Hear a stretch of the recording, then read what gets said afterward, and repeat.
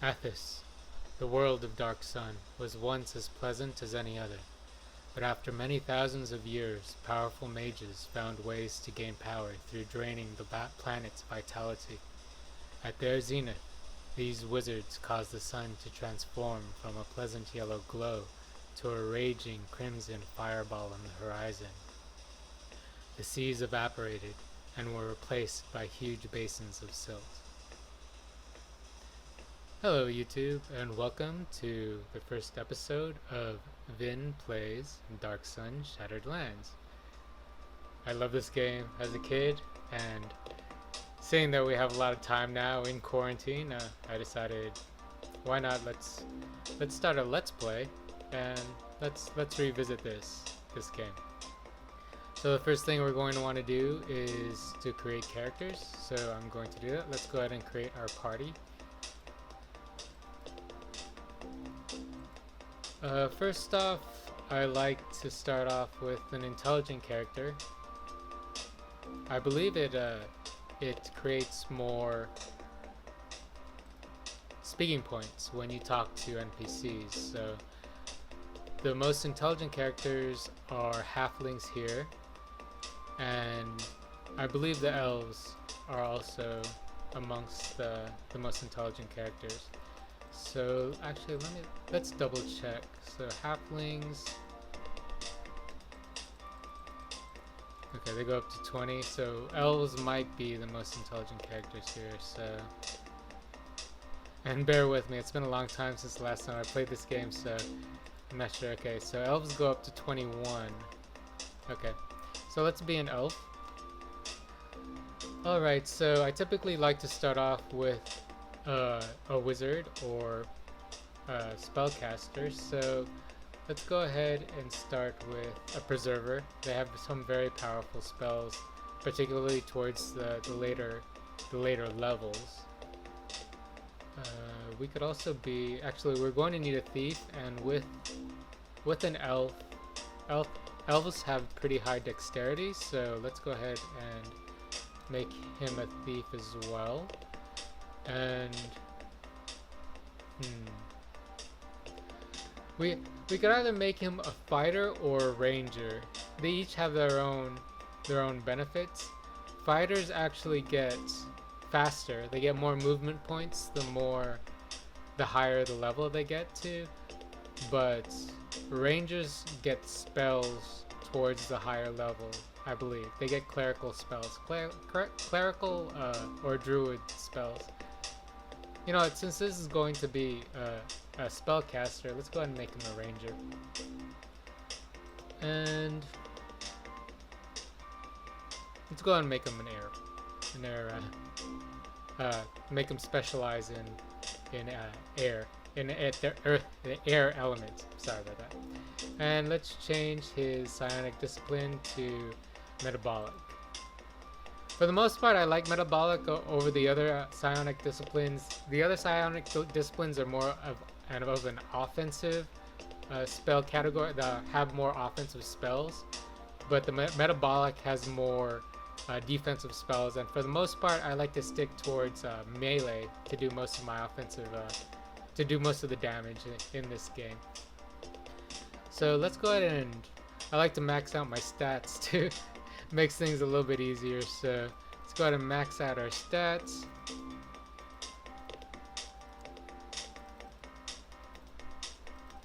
Okay, there we go. Let's max out his hit points. Chaotic good, you know, as a thief that works. More bad, the worst. Okay, that's a little bit too exotic of a name for me.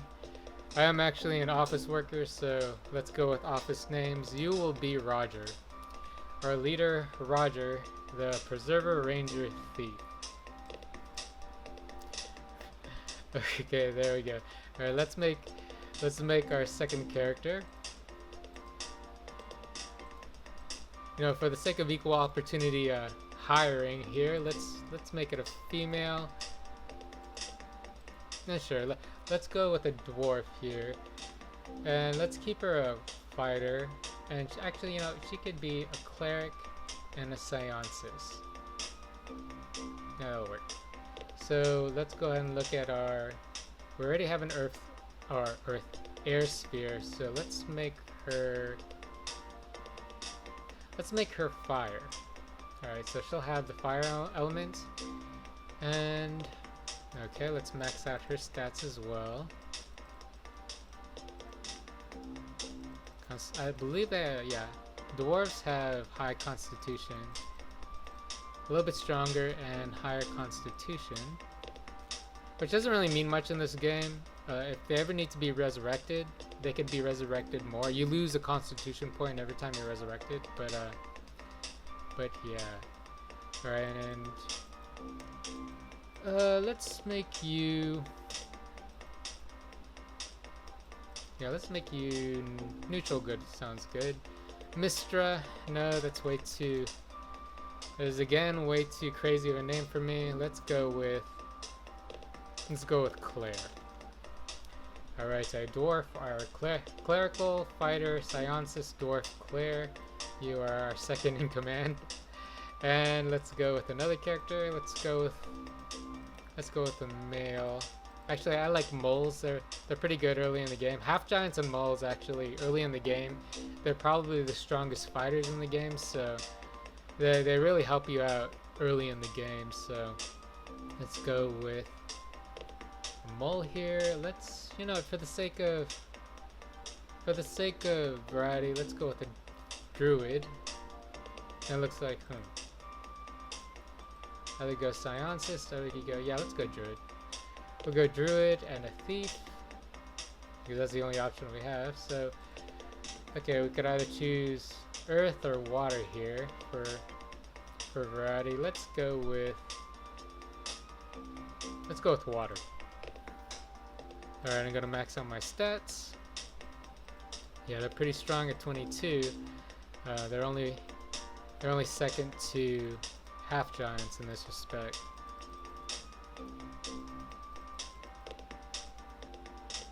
Alright, let's max out our hit points. Okay, you could only be true neutral, probably because you're a druid. Okay, Rick the Untamed. No, that's not conducive to office synergy here. We cannot be untamed, Rick.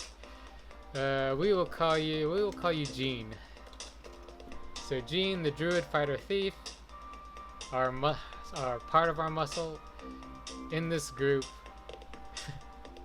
So now let's choose our last character, which will make a female for the sake of equality here.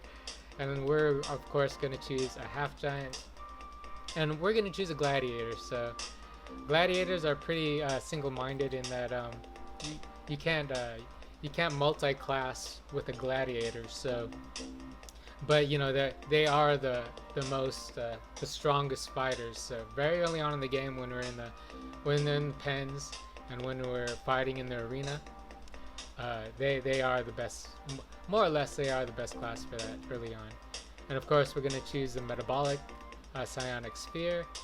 Let's go ahead and max out our stats. See, our half giant strength are at 24, the highest in the game. So pretty high constitution as well. I didn't realize that was that high. Intelligence is at the lowest though. Okay, wisdom. Oops. At 17. Charisma also at 17. Let's max out our hit points.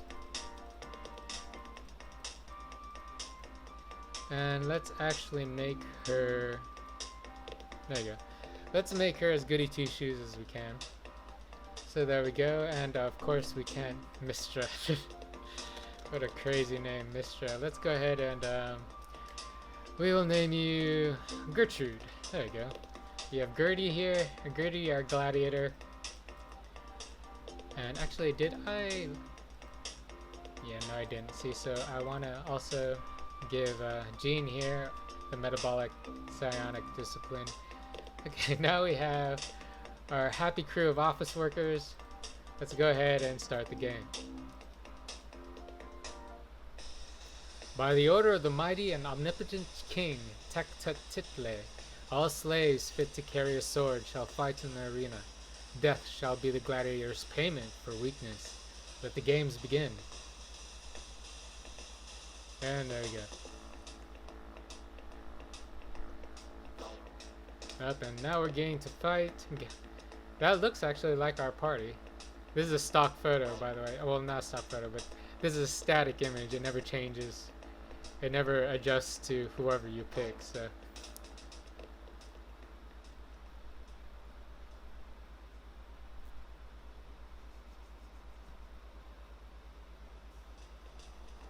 This day, fearsome. This day, the mage Selgor will battle a fearsome rampager. Watch and enjoy. Do not worry, Roger. Your turn will come soon. Stand back and watch the battle. Alright, this guy typically loses, but then again, he's up against a rampager, so rampagers are pretty tough. They're one of the toughest enemies in the game, so. And of course he loses. Gladiators step forward into the arena. Okay, so I'm using the arrow keys to move around, and here is pretty typical cursor. This is the movement cursor. If you right click, oops, you can see this is going to be the attack cursor. You can actually try to attack him. Your attack is blocked by a magical ward. There you go, except he has wards, so apparently he's protected by the wards. And then this is a look or interaction icon. You can look at yourself to see basically your stats. We are actually going to cast some spells on ourselves to buff our characters before our battle. So this one is shield, I believe. Yeah. So negates enemy magic missiles, improves AC. AC is armor class, so it more or less buffs your defense, and improves saving throws for the caster versus missiles. I use this often, so let's go ahead and get that on Roger. And yeah, those are the only spells we have available for Roger right now. For Claire, let's go ahead and cast Bless on our party. So this one improves Thaco by 1. Thaco basically, because if you're not familiar with Dungeons and Dragons games, they're based on dice throw, and for the it more or less means that the odds of the enemy attacking you are going to be less, or of hitting you when they roll their dice. Essentially, it'll be less. So that's always good to cast before every battle or before every main battle. So we're gonna go ahead and do that. And I'm going. In order to cast this on your whole party, you're going to have to expand your party. And I just pushed 5 on the keyboard to do that. But you could also go to the options here and collapse and expand your party as needed. Let's go ahead and collapse. Oops. And what else could we cast for her? We don't need that. We could give her a club. Let's go ahead and give her a club as well. This gives her another weapon essentially in her other hand. You also want to make sure that your right hand is open, because if you try to cast a spell, a weapon spell, and your right hand isn't open, then it'll just fail. For whatever reason, this game leaned towards right-handed players. So there we go. So now we have our magical glowing club here, which actually isn't all that great. 2d4. Yeah. Okay, so now let's go ahead and cast some spells for Gene here. Okay, now he has these metabolic spells.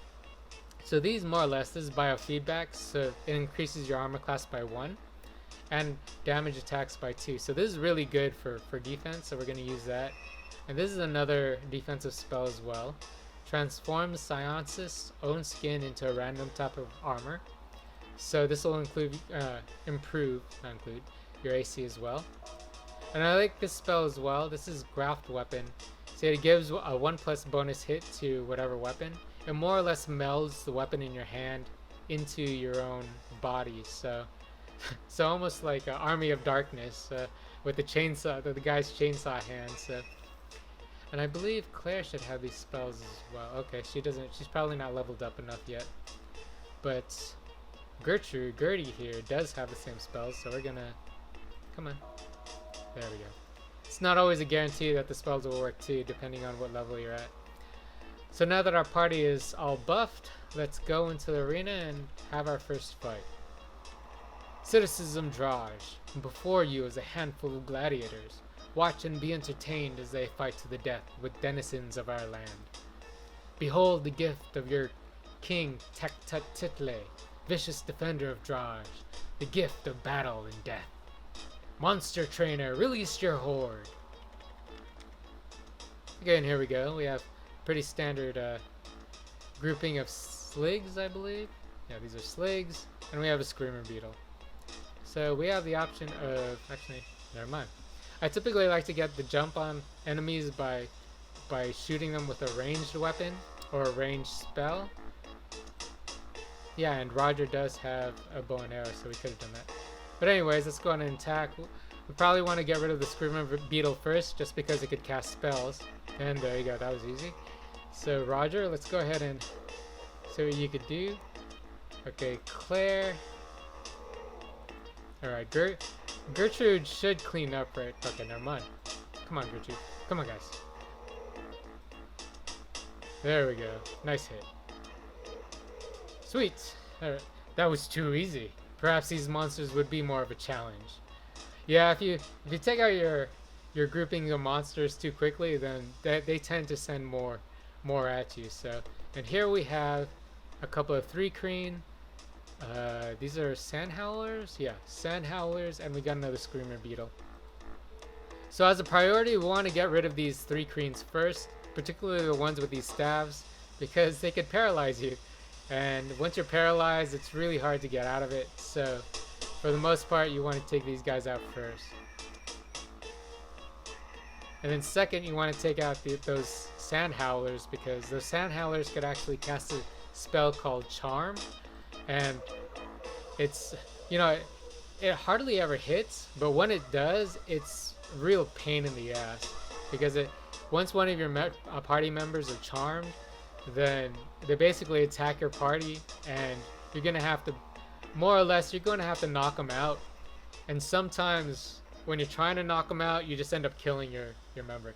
If you deal more than 10 points of damage past 0, when their hit points go down to 0, then you're essentially killing the character. So the crowd is awed by your awesome fighting ability. They begin chanting your name and tossing money down to the arena floor. The gladiators seem to have some fight in them. Even a wounded rat will fight if cornered. You could yell something back at the announcer, but more so than not, most of the options will just lead to more fighting. And as the first fight, I don't think we're leveled up enough for more fights right now, so we're not going to talk to him. Attention gladiators, go back to the pens to heal your wounds. The citizens of Draj grow impatient with delays. So now we have some cash money here that we get to pick up, because we entertain the crowd with our fighting prowess. And we could also interact with some of these NPCs here. We could loot bodies, of course, with all adventure games. Half the whole game is more or less just digging through dead bodies. So let's go ahead and talk to this guy here. Tied up prisoner. Help, water, just a little. Should I untie you? Yes. Where can I get water? Help, water. Okay, you already said that. Just a little. I'll free you. You cut him from his bonds. Okay, that really didn't do much, you know. Just kind of fell to the floor. Okay, you already said that. Okay, help me please. Alright, he's kind of delirious with thirst here, so I think this is a good place to stop. Thanks again for watching this, my first episode of Vin Plays Dark Sun Shattered Lands. See you next time.